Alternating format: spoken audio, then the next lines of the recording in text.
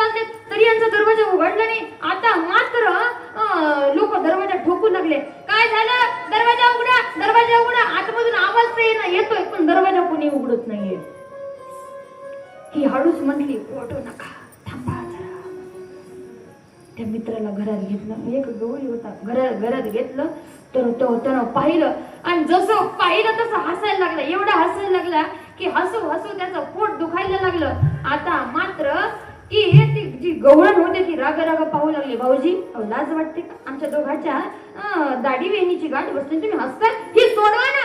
सोडवायला लागले पण सुटत नाही. कापायला लागले, कापत नाही. जाळायला लागले, जाळीत नाही. पण गाठ काही सुटत नाही.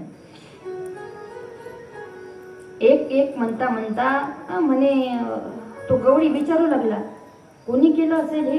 हिच्या लक्षात आलं, काल आपण त्या नंदाच्या वाड्यामध्ये त्या